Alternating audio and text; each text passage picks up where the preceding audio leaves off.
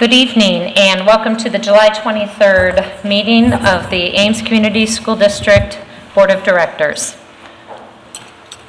I'll take a motion for approval of the agenda. I move we approve the agenda. Second. Moved by Benkin, seconded by Rosser. All those in favor indicate by saying aye. Aye. Opposed, nay. Passes 6-0. Director Rosser, will you please read the mission statement? The mission of the Ames Community Schools is to ensure that all learners develop the knowledge, skills, attitudes, values, and personal esteem necessary to grow in and shape a changing society. Thank you. And I will read our statement on public comments and discussion items.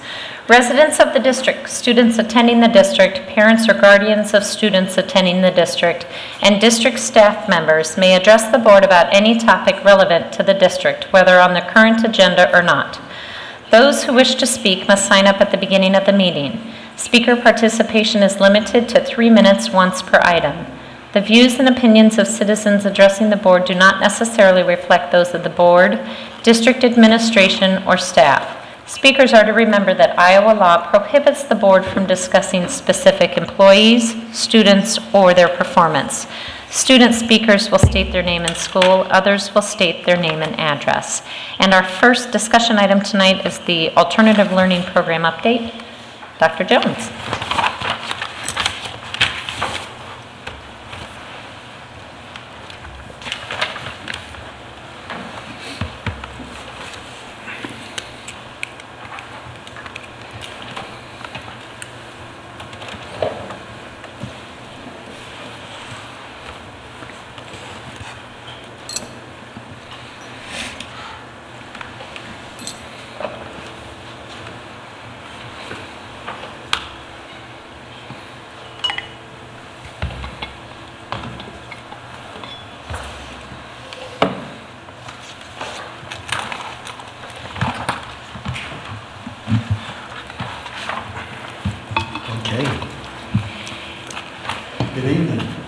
Good evening. Thank you for giving me the opportunity to share with you our dropout and graduation updates. I have to say this just to kind of get me to relax, because I always think about this when I come up before the board and I see other people come up to the board. It kind of feels like coming up, the scene in The Wizard of Oz where the lion and the scarecrow coming up and shaking. I know that's not your intention, but I just had to say that's how I feel sometimes. So. Okay, now I'm ready. It's good to transition into a program, for the most part, that has been very successful. And when I looked over the data from last year, from our former program director, it's good to come in with good pressure. And so we've had a lot of success in the past. And so when I look back at our district dropout prevention goals, I noticed that we had set some goals for 2017, and I decided to keep them because we met some, and there were some we still needed to achieve or work toward. And so as you can see, the goals that we've set previously from 2017 I just adjusted. So the 3 goals that we're still working toward for the district dropout prevention is by 2018, 4-year grad rate will be 95%, and the 5-year grad rate will be 96%. If you notice from the second goal, by 2018, we will cut the dropout rate in half, no more than 10 dropouts. And so I put an asterisk by that second goal because that is actually a goal that we did achieve. It was a goal that was set about 5 years ago, where we actually started off with, I believe it was 2011 and 2012, with about 44 dropouts. We were able to cut that down. Currently this year we have 20 students who have dropped out. And the third goal is that we will continue to work to reduce the number of Fs by half at each grade level, 6 through 12. So as I stated, I've only made some minor tweaks because I believe that those are some goals that we need to continue to work toward in our district. I also want to make note that Iowa has set a 95% goal for the statewide graduation rate, and when you would see the numbers, you would see that we are just a little bit above the state graduation rate. Iowa's high school graduation rate is currently at 91%, and so you'll see those numbers when I show you here in a second. Before I go on, I want to just mention the adjusted cohort graduation rate, how the state calculates that particular rate is that we typically look at students who dropped out of high school, remain in the adjusted cohort. That is the denominator of the cohort graduation rate calculation. So it's a very complex equation that they put together to figure out the graduation rate. And so basically what that means is that we look at students who enter into high school in the 9th grade, and we also look at students who exit. So we receive students from other districts or move in, and then we have students who will move out. But we typically look at that cohort from 9th grade until 12th grade to they graduate. So our current graduation rate, I just kind of put the numbers from the past 4 years. And hopefully you can see that from 2016 to 2017, our dropout rate is currently at 1.03%. So as I mentioned earlier, right now we have 20 students who have dropped out. Our 4-year graduation rate is currently at 91.86%. So as I mentioned earlier, we're slightly above the 2017 state average. The state average is at 91%.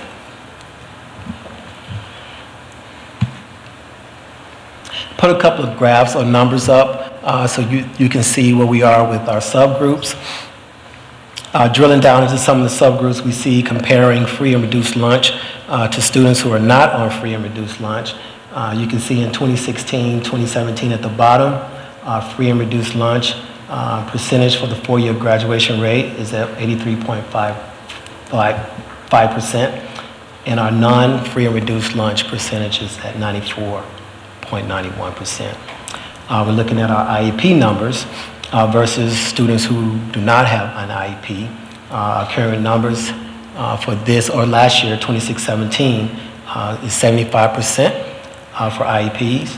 And then for students without IEPs, we are currently at 93.09%. Dr. Jones, for that last slide, do you know the state averages for the IEP versus non-IEP? Are we similar? No, not at the top of my head, but okay. I can get those numbers for you. Yep. Comparing our ELL versus non-ELL subgroups, as you can see from 2016 to 17, our current graduation rate for our students who are ELL is 75%. Our non-ELL students from 2016 to 17, 92.33%.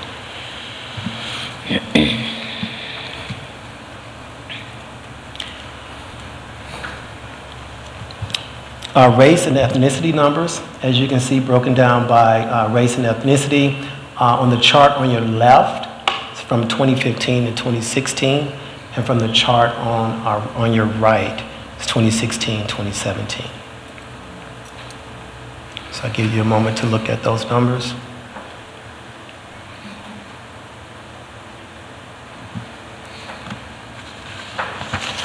So as you can see, from 2015 to 2016, looking at some of our subgroups, specifically Black and African American students, as well as our Hispanic Latino students, 2 or more race, as well as our white students, you do see a decrease in our 4-year graduation rate.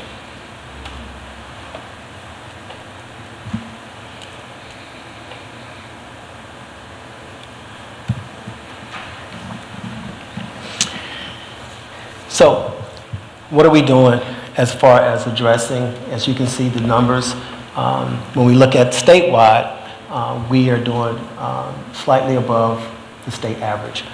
But I believe that you all would agree with me that we have room to improve.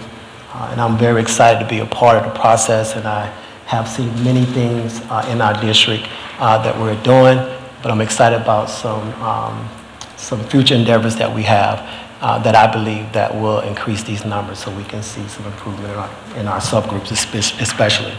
So, when we look at addressing our dropout, is elementary too early? Typically, when we talk about our dropouts, we look at our high school. And so the conversations that I've been having even with myself and addressing and asking questions with our staff is that I wanted to see, are we addressing dropout before our students enter the high school? We have done a lot of different things in pockets, but one of the things that I really want to see from our department especially, as well as our district, is an alignment from the time students enter preschool all the way to they enter high school. Actually, we have a lot of programs in our city that are working with our families even before they enter preschool. And so what I would like to see is more of an alignment from those programs all the way to high school. I believe that we have a lot of programs in our city, in our district, that can help Spence out a little bit at the high school. And so when we think about a student dropping out, we know that a student makes a decision to drop out way before high school. And so I believe that we've put some things in place to be able to address that. So research says that for some students, it began at the 9th grade, but for many as early as 6th grade. Dropout is a slow process, and so I believe when we look at the research, it's because of student engagement is one of the reasons. We have many other factors, but one of the things is a slow process of disengagement over a period of years. And so, as you see on this slide, research also shows that most students at risk of falling off track could graduate if they were provided the appropriate supports early enough and those supports were sustained.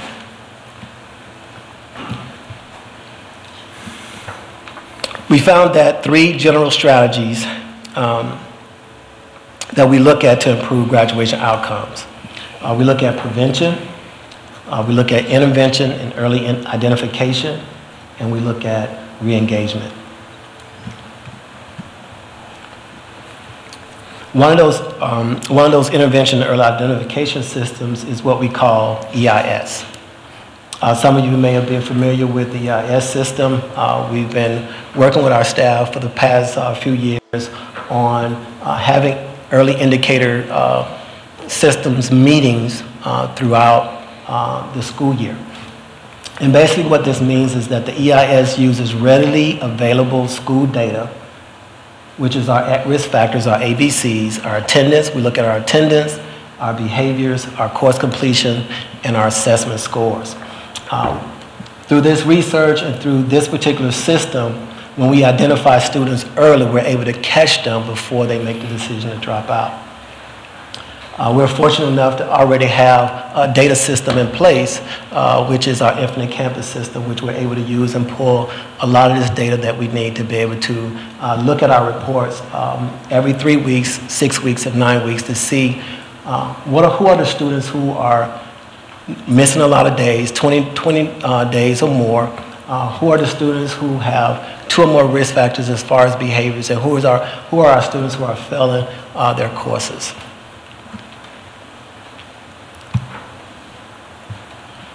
So here's what our EIS process look like.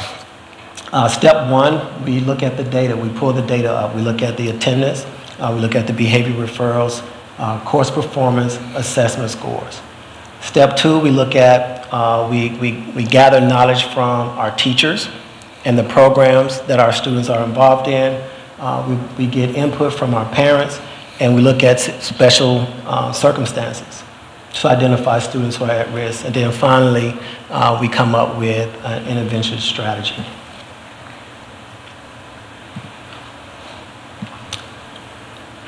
We look at the EIS system within our MTSS system, our multi-tier system of support. And this graph basically shows that it is a cycle. So it's not a one and done meeting and then you move on to something else, but you're constantly looking at the data, because when we look at the data and students have at-risk factors, it's not guaranteed, hopefully, they won't be identified as an at-risk student. Maybe we'll apply a strategy that would improve their attendance, so they may drop from the EIS. So when you look at this particular diagram, we collect the students' information. We identify those students, whether they identify at risk through our EIS system, We review the results and data, we plan the intervention, and then we determine how well intervention worked, and then we look back at the data again. And so, as I mentioned earlier, we look at this information every 3 weeks to be able to identify those students that may be falling through the cracks.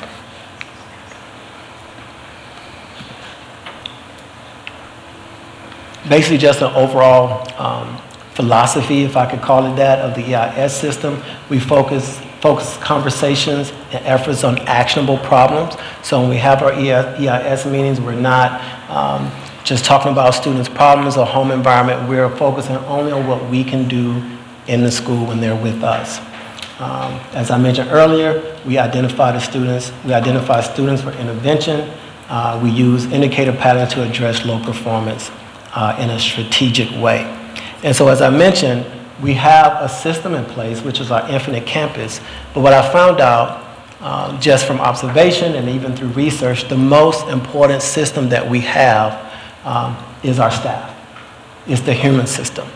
And so as I mentioned before I end my presentation, is that one of the things that I really want us to focus on is really providing professional learning for our staff so that they can have an understanding of best practice through research, working with alternative learning students so that they can improve. So we want to make sure that our teachers come to these meetings with strategies to be able to help our students succeed in our system.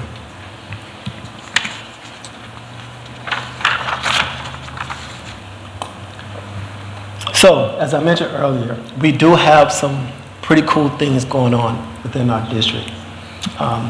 At our high school, some of the things I want to highlight is that we have our plus period, where there's a particular time in the day where our students are able to work with teachers to be able to provide additional instruction, to be able to get homework help. They can go to math lab, they can be able to meet with their teachers, just for a small period throughout the day. Another program that I really want to highlight, which is really close to my heart, is the Connect Group. And I just believe this particular program, this story needs to be told a little bit more. This particular group, especially at the secondary level, was actually started by, we started this at the middle school. It was a particular Latino student that I had a conversation with. I was just walking around and just started talking about college. And she made the comment that, and I was talking about going to Iowa State, and she mentioned that Iowa State doesn't like Mexicans. And so I said, well, I'm going to prove you wrong, because I had some connections at Iowa State, and I knew a lot of Latino students, and I reached out to Iowa State, and we just kind of did this, I use the word pilot if I can. And so I brought some college students in with different diversity that looked similar to the students who we were trying to really promote and say, hey, yes, you can go to college. And from that particular partnership with Iowa State, we now have an official partnership with Iowa State, where the idea is to get students on campus where they can visualize themselves being college students. The next thing that we really want to look at with this particular program, because we know, and it's not a negative thing, that all students do not want to go to college. So the idea with the Connect program is not only get them on campuses, but we also want to get these students into businesses and organizations so they can also see themselves working as an electrician, knowing what it means to understand the HIVAC. I don't even know what that is, but to be able to get the certification for those particular things, because we have students, if we introduce them with things that they can use with their hands, then it would encourage them and cause them to be able to be motivated to work harder in school. We're focusing on our attendance and behavior. Of course, you know, Spence Evans, our principal at the high school, is really dedicated to looking at the attendance. We're also focusing on social emotional learning, because everything is not about academics. We do have students who really need to be able to, we need to provide strategies for them to be able to overcome different struggles that they may have. And our counselors are doing a wonderful job there. At the middle school level, if you see, we also have the Connect group. We also have tutorials, which is very similar to Plus Period, additional instruction. We also have a partnership through YSS and LSI to support our students at the middle school through mental health. In the elementary, we also have the Connect group at the elementary, and I do want to point that out as well. But the Connect group at the elementary has been existent longer than the secondary. It's actually been existent for probably in the early 90s, I would say. I didn't even know that. I met one of the former faculty that worked with the elementary students, and I was kind of bragging a little bit about the program, and she kindly told me that that program has been in existence at the elementary for quite some time. And I shared with her, I was excited because I said, great, now we can see more alignment throughout the district. And so we have the Connect group in the elementary schools. We have a wonderful program called Sawyer Speaks. I haven't had a chance to see it yet, but I've heard some awesome things. Usually it kind of overlaps with school board, and so I may have to miss one to participate in that, but a wonderful program. I also want to mention our collaboration with the mental health agencies. We are still currently trying to partner with an agency.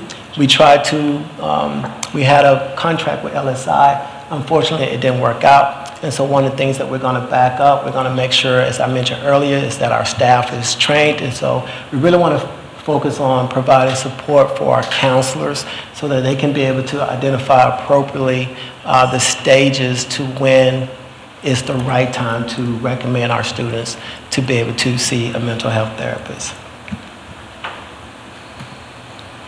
So the next steps, as I mentioned, reviewing policies and procedures to support students, professional learning for staff. I'm really excited because I will sit here and personally say that I really believe the missing piece, when you look at the numbers, I believe the missing piece is cultural competencies.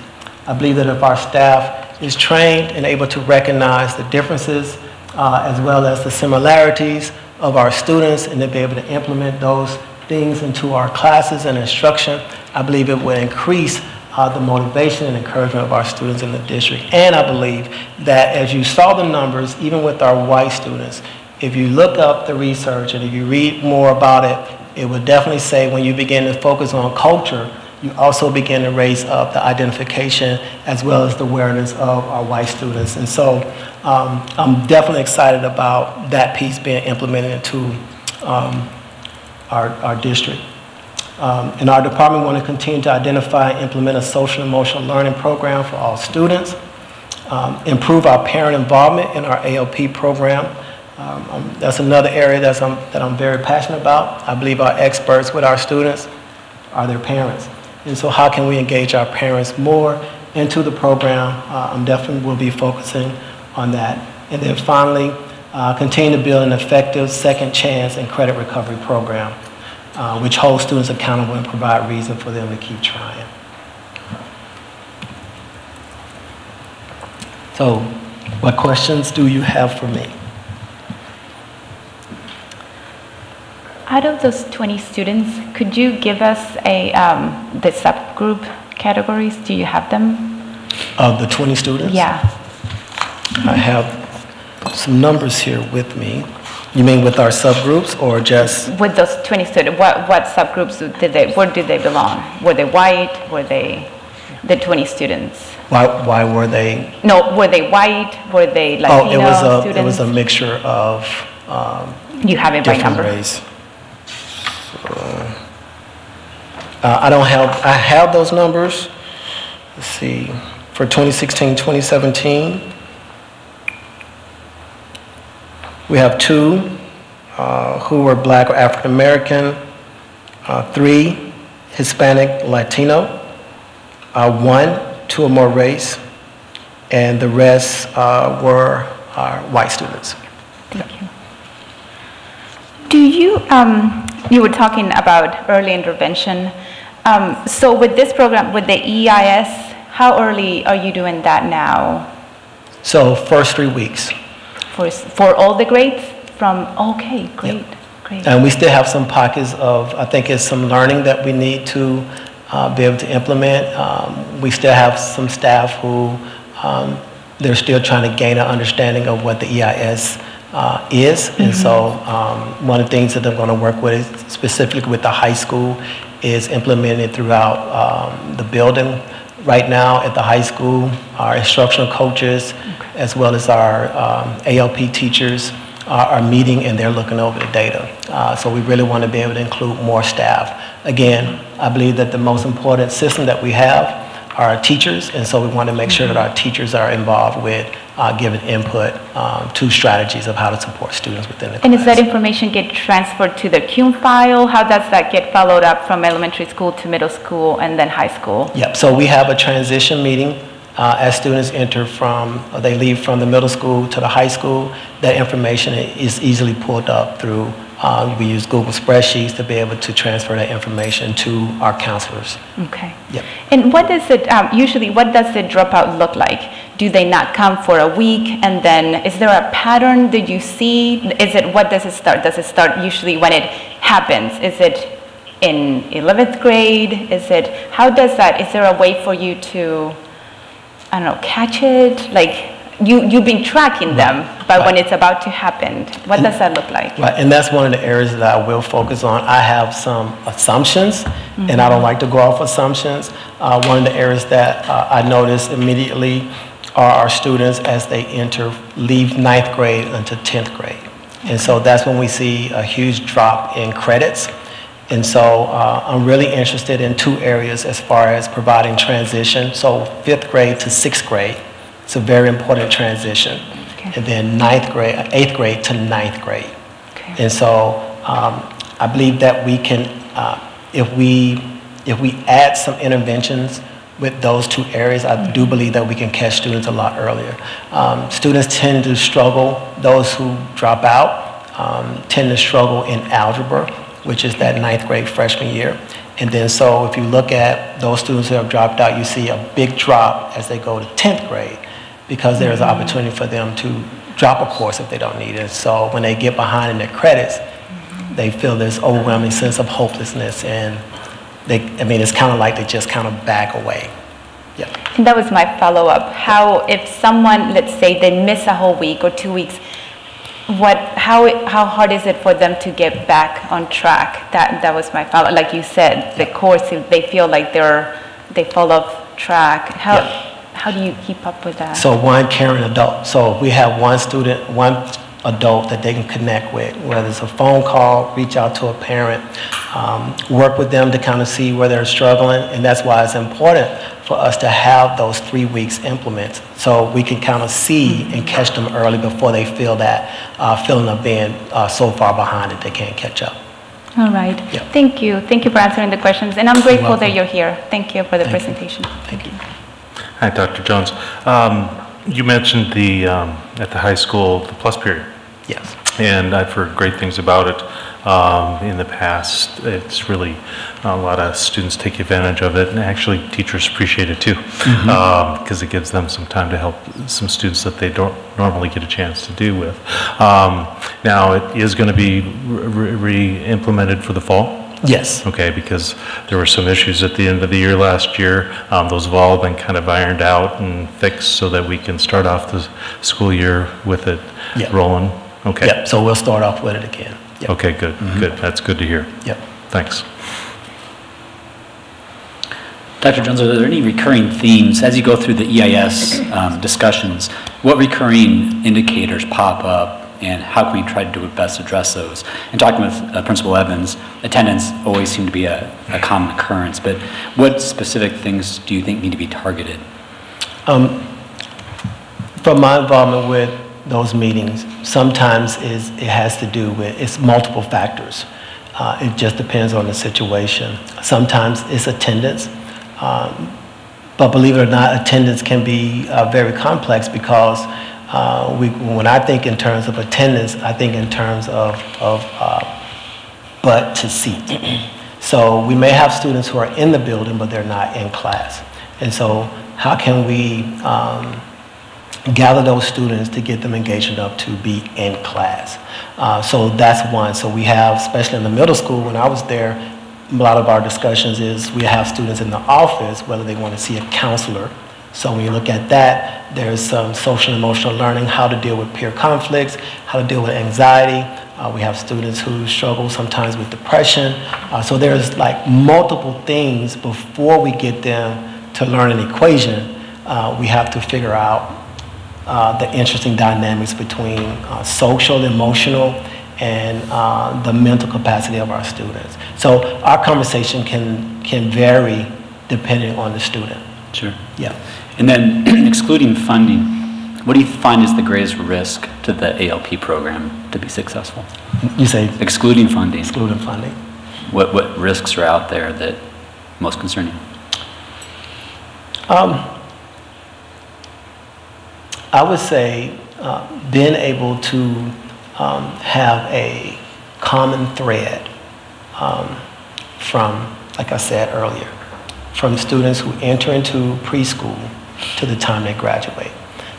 For ALP, there seems to be, from my opinion, being new in this seat, I'm really focusing on alignment through. It should be a common thread from the time our students enter into our district until they leave.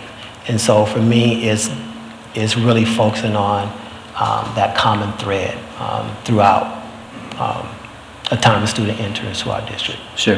And on that point, some of our dropout kids are fairly transient. So we may have a kid come to the district that enrolls in junior year, and they may drop out. So how do you try to deal with a transient community and making sure we're trying to provide services for those kids that are coming in most of the way through their career, quote-unquote career? So we have different, through our counselors is one. Our counselors being able to catch those students as they enter into our district, and we have to, and it's funny how we count the dropout, because as students leave, we have to make sure that they're registered in their next district. And so if that student decides to drop out and they don't register, that we get dinged for that. And so we really have to work with the district or the city that they've moved to or the state that they've moved to make sure that those students are registered so they can officially be off our list. Sure. That's one. When we talk about transit, because it can be a situation where students are homeless, so they're basically just trying to find a different place to stay. And so, of course, we have our homeless liaison. At the high school, we have Sonia Hayes, who is our counselor, who works with our ALP or alternative or at-risk students. And so it is her job to catch those students when they come in, to make sure that we're connecting them when they come in, and then connecting them as they leave. So whether it's connecting them to the district that they're going to and providing information, so again, they can be connected. Okay, thank you. Yeah. Dr. Jones, I want to thank you for your presentation. I appreciate the work that your office does with these incredibly vulnerable students. I think I can speak for the whole board when I say we would love to see the graduation rate at 100%. Absolutely. And it's frustrating, that we're not there yet. So thank you for your efforts. I guess I just have 3 questions for you. I noticed as you were going through your presentation, you were talking about the categories of students. You talked about them individually, so free and reduced lunch, and then English language learners, and then the kind of racial ethnic breakdown. I'm wondering what would happen if you looked for the overlap. What would you, do you think you would find something that was much more helpful in understanding the population we're really dealing with? Are these people coming from one particular racial or ethnic identity who have other needs? Like, would it be more helpful to understand who we're really talking about if you look at the overlap versus just the individual categories? In terms of the overlap, I think the only overlap is that usually we do focus on students. Mm-hmm. I think, in my opinion, in my experience, is that we really need to look at our system and how we adapt to our students. So when we think in terms of at-risk, we usually think in terms of students who we've identified in some form of category. But really, we really need to go back to the term alternative, because all students don't learn the same. And so the overlap is that the engagement, because some students don't learn in our current tradition. That doesn't make them an at-risk student. Sure. I've used the term, we may be an at-risk program or at-risk school, because we haven't adapted to those students who need something a little different. So people are going to think we coordinated, because that goes right into my next question. You know, when I heard your presentation and looked at these categories, what I saw was very similar to what we see when we look at the disparities in our Iowa school report card. Really, they're almost identical. And I don't know if these students would be represented, the ones who don't continue on, if they're represented in the Iowa school report card. I know that there is a section for that. But what I wondered is, the district is currently having a conversation about how we address these kind of longstanding disparities, and what we're doing is really taking the focus off of the individual level factors and looking at the systematic factors, which is what you just talked about. I know there's some language about these students really thinking about being pushed out versus dropping out, right? Because the dropout language is really focusing more on the individual and the student and their choices, whereas the push out language really speaks to the systematic ways in which the school becomes hostile for certain learners.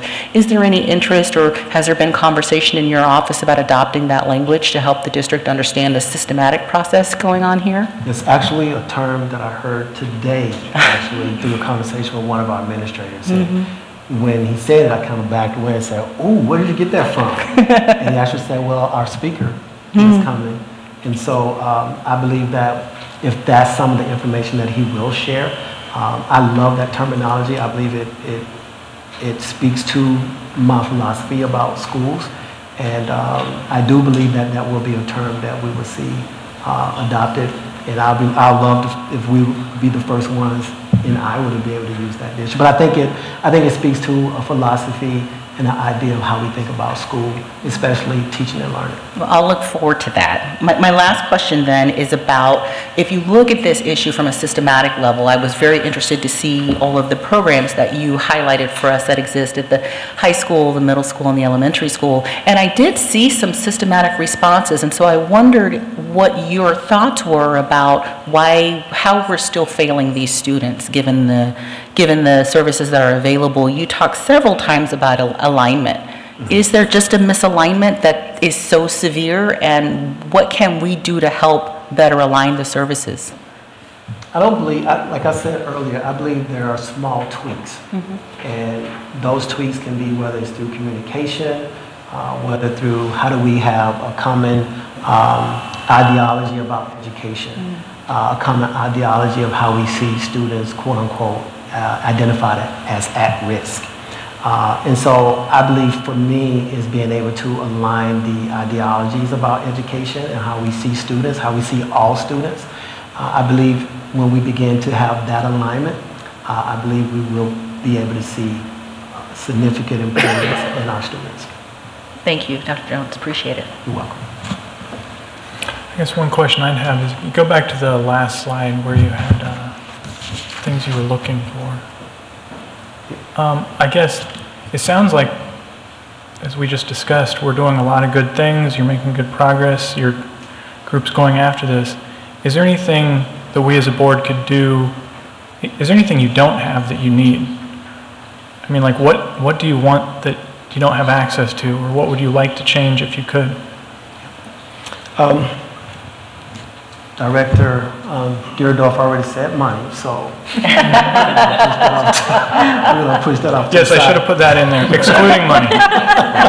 And we'll be talking about that a little bit later in the meeting, actually. I've really struggled with, I've gone back and forth, because when you think about the terminology, prison pipeline, and the research with alternative programs, I know that has been kind of like in the past an interesting term in our district. And so I've gone back and forth as far as what would it look like for the conversation, to have more of a conversation of an alternative style program.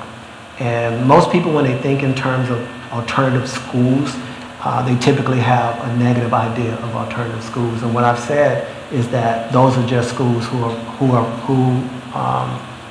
they're being ran incorrectly, because the philosophy is from a deficit mindset.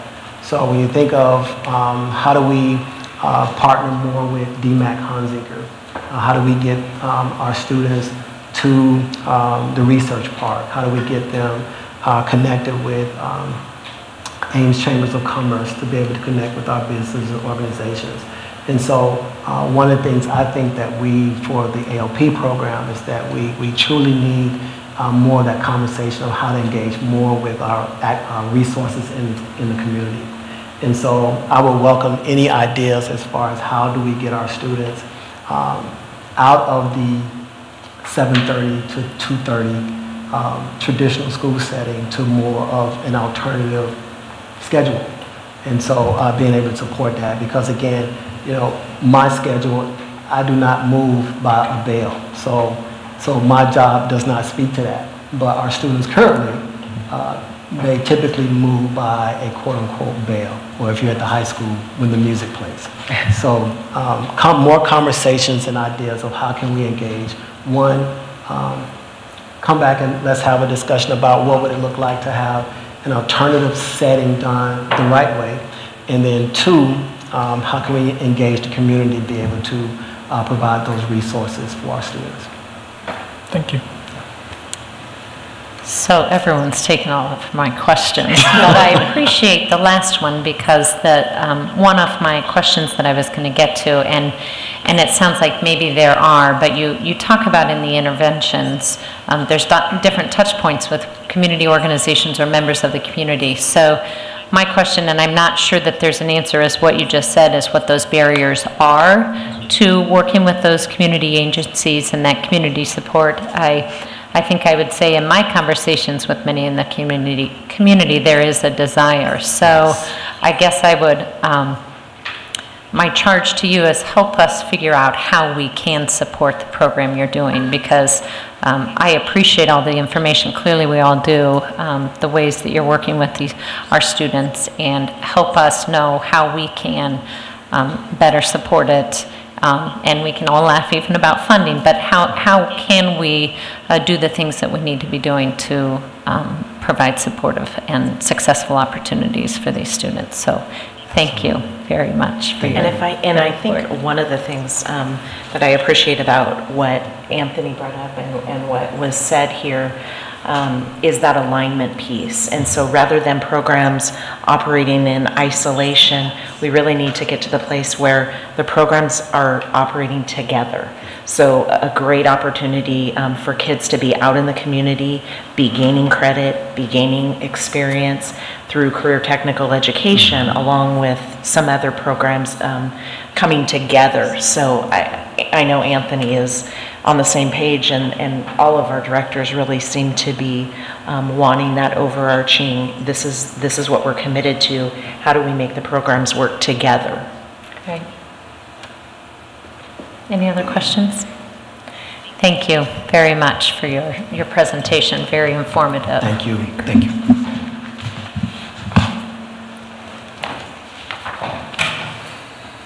Are there any comments from the public on the Alternative Learning Program update? Seeing none, we will go ahead and go to the public forum, and we have one individual signed up.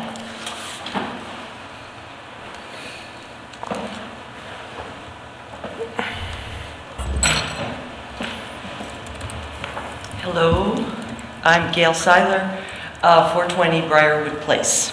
I'm speaking on behalf of ASAT, the Ames Youth and Schools Action Team, which is a nonpartisan community group concerned with the educational disparities that Black and Latinx students are experiencing in Ames schools. Most of you know who we are. I read that for the benefit of our new superintendent. Thank you.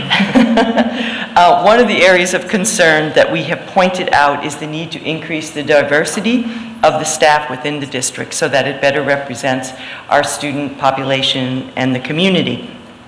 And we noticed that there's an agenda item on today's meeting, that's the personnel report, which lists all the new staff hires that have been made for the upcoming school year. If the district is committed to equity, we would like to see the district provide with this personnel report a breakdown of these hires in terms of race, ethnicity, and gender, and provide information on what diversity efforts were made in the recruitment and hiring process for these positions. I did not see that information in the exhibit. We We, of course, recognize that white educators can lead and teach in culturally responsive ways. However, there is much research that has documented the positive impact for students of color with same race teachers, administrators, and other staff members. For example, in interrupting that push-out process that you just heard about. And we've shared some examples of this research with the district over the past year. We also recognize that educators of color are in high demand in the workforce, and this means that deliberate and intentional efforts must be made in their recruitment and educational development to bring members of underrepresented groups into the school system. While challenging, such efforts can be made and can be effective. So we hope that the board will ask these important questions about this new set of employees, what they contribute to staff diversity, and what efforts were made in the recruitment and hiring phases to bring the goal of greater diversity to the staff here in Ames. Thank you. Thank you, Gayle.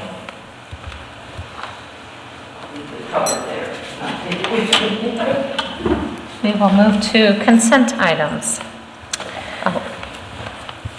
Approval of consent. Second. Moved by Deerdorf, seconded by Rosser. Superintendent Reisner. Minutes from the meeting held July 9th, 2018.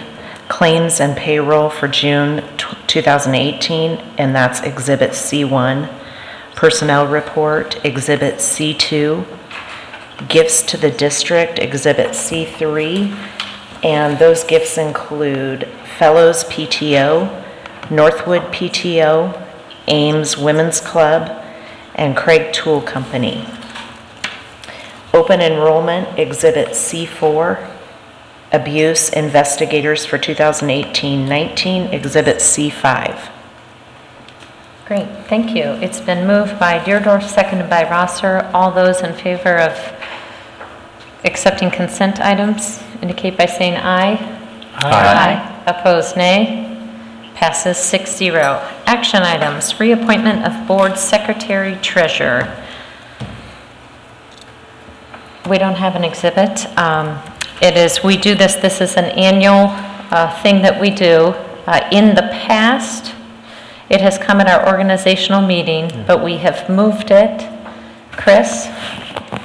So with the change in the elections, the organizational meeting will occur in November in future years.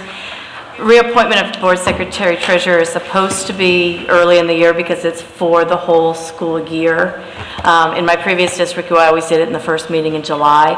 So since the reorganization meeting will be changing a year from now, we just thought we'd get this on the schedule so it pops up in July now. I move approval of Chris Stensland to act as the board secretary and treasurer. Second. Moved by Deerdorf, seconded by Rosser. Discussion? All those in favor indicate by saying aye. Aye. Opposed, nay. Passes 6-0. IASB legislative priorities for 2019 legislative. Oh, sorry, I got to give her her own. Thank you. And make it official. Yeah, I was going to say. Do you solemnly swear that you will support the Constitution of the United States and the Constitution of the State of Iowa, and that you will faithfully and impartially, to the best of your ability, discharge the duties of the office of Board Secretary Treasurer in the Ames Community School District as now or hereafter required by law? I do. Thank you. Now, I will move the board approve the resolutions for the 2019 legislative session. So, well, just I'm making a motion. Okay, because we're going to have to end up in the agenda. Second, okay. and then we'll discuss it and talk about it. Right. Thank you. So moved by Rosser. I second. Okay, seconded by Beerbaum. Discussion. So now, what did you come up with? So, we are, so that everybody understands what we are doing, the board, I'm trying to do this with, the State Board of the Iowa School Board Association is the organization that we are all members of, and we So I cannot do two things at once. I knew this would be a problem, Carl. Can you make that bigger? Sorry. Carl might have to Liz is going to navigate. make it bigger. There we go. So we go through and we have a list here. These are our 2018 legislative resolutions. And as a part of this organization, we will identify our areas of priority that we desire this state organization to essentially work with our legislators in this will be now for the 2019 session. So there is a list here of, I think it is 31 resolutions from 2018, and we basically need to identify our top 4 priorities to send into the state organization so that then they can identify the priority areas for their work in the next legislative session. So I polled all of you, and I want to give you just an idea what the information was in terms of your responses. So we had 3 individuals indicate mental health, which is number 7, supporting an increased statewide access to and funding for mental health services for children. We had 1 vote for number 12, which is teacher leadership and development. We had 4 in support of number 19, which is the school funding policy, and 1 in support of the supplemental state aid. Number 21, which is property taxes, we had 2 in support of that, and I will say specifically in terms of the commercial backfill and concerns with where the state may go with those decisions in January. Number 27, we had 4 votes for, and this is the SAVE Fund, which is the Secure and Advanced Vision for Education, and the desire to extend that past the 2029 sunset date. And then number 29, expanding educational opportunities, there was 1 vote, and that would be specifically for continuing to show support for public funds towards public education and not towards educational savings accounts. So I asked all of you to give 3, but we need to identify 4 to to turn into our state organization. So does anyone want to, we can have discussion, but we will need to amend the motion. What were the total? So we had mental health, number 7. What were the top ones? What were the top ones? 4? The top 4, mental health, school funding policy, SAVE, and property tax. So I need someone to amend that. That's 3, isn't it? No, that's 4. What were they again? So it's number 7, mental health. Number 19, school funding policy. Number 27, secure and advanced vision for education. And number 21, property tax.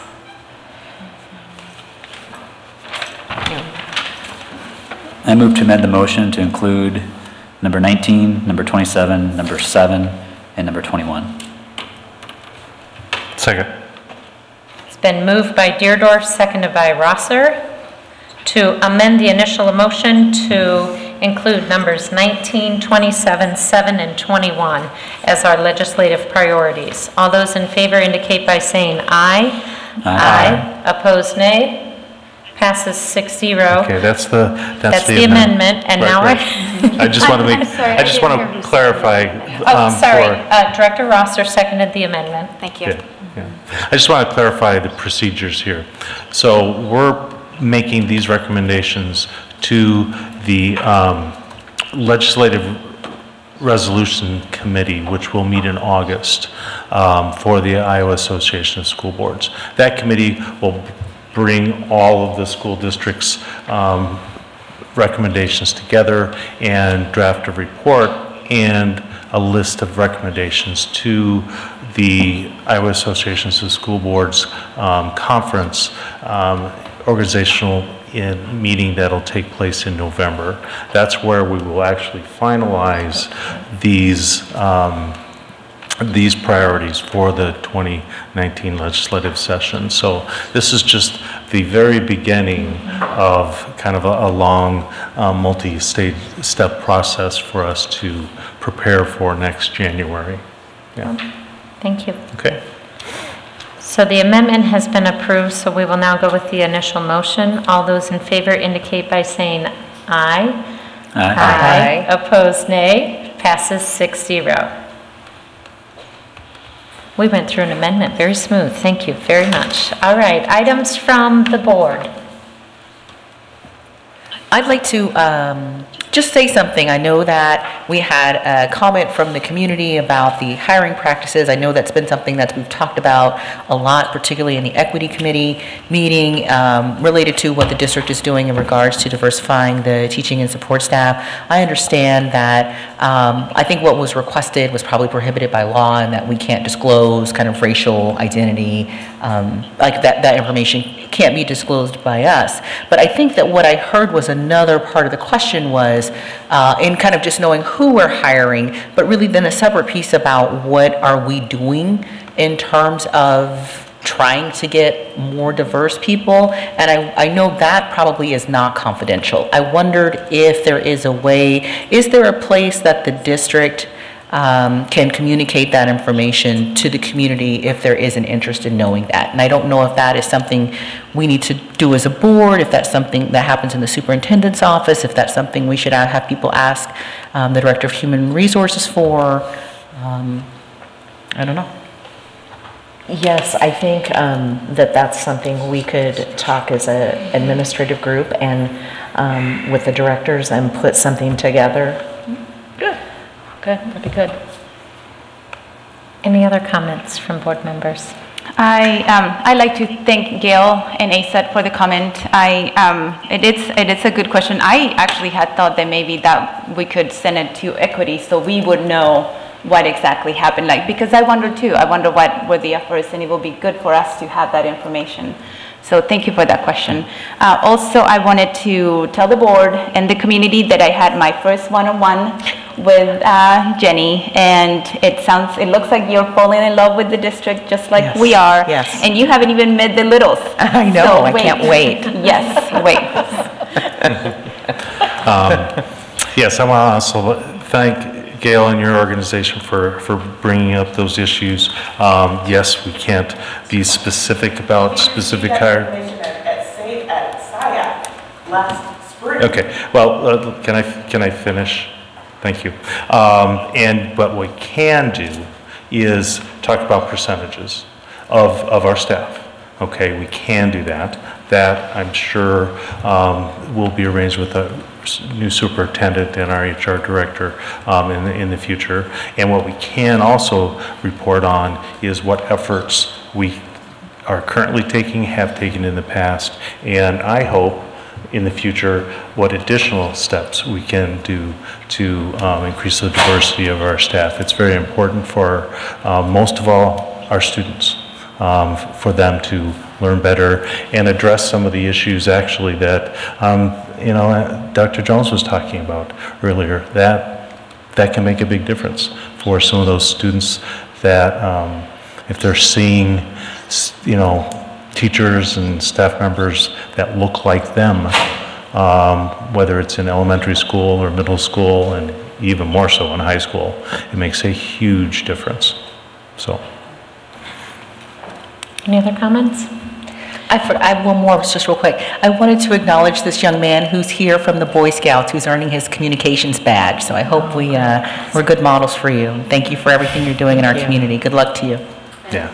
And did Patrick show you around back there, that cool little room? Okay, good. Last Wednesday, Director Rosser, myself, and Superintendent Reisner had an opportunity to learn together at the Fiscal Management Conference put on by the ISB, and had an opportunity to listen to our state legislators on where they are on issues and where we can be hopeful and where we can continue to provide opportunities for growth to them. And also was just really great to learn together. I know that we went to a session that was, we're still talking about, and we're looking forward to having more conversations of ways things that we may be able to bring back to the board, but it was just great to have a day of learning for the three of us together. So. And I appreciate Lewis's leadership at a state level as well. It gave me really good insight that probably went beyond what a normal board would, and so I really appreciate that. Items from the staff. Just a few. Lots and lots of work on summer projects. So the directors, I know, business office, everybody's really heavily invested right now in summer projects.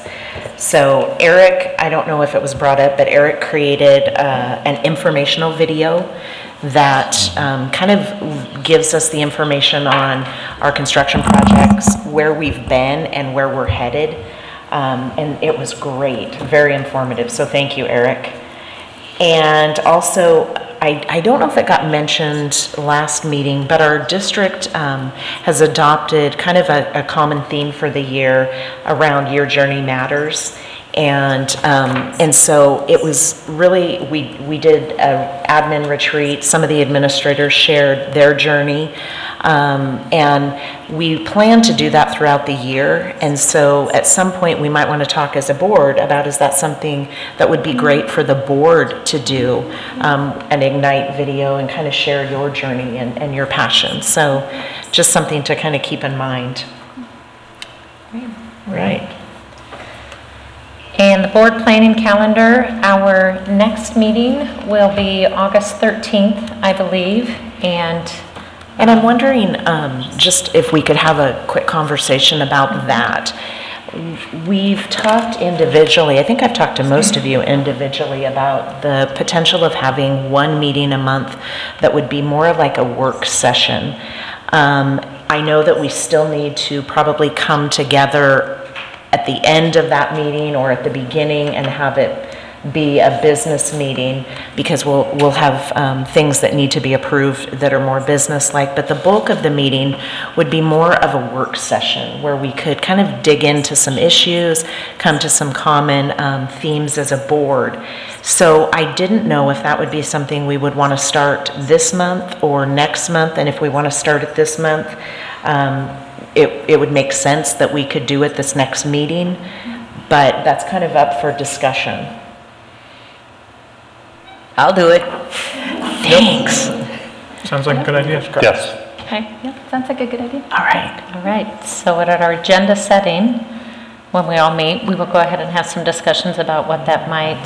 Jeanette will be next, I believe, right? Okay, and so we great. will have some discussions about what that will look like on August 13th. Okay. So thank you for having those one-on-one meetings with all of us, You're because great. we know there are 7 of us, but great opportunities for sure. to have some conversations with you. So great. I'll go ahead and entertain a motion to adjourn. I move we adjourn. Second? Moved by Benkin, seconded by Beerbaum. All those in favor indicate by saying aye. Aye. Opposed, nay. Passes 6-0.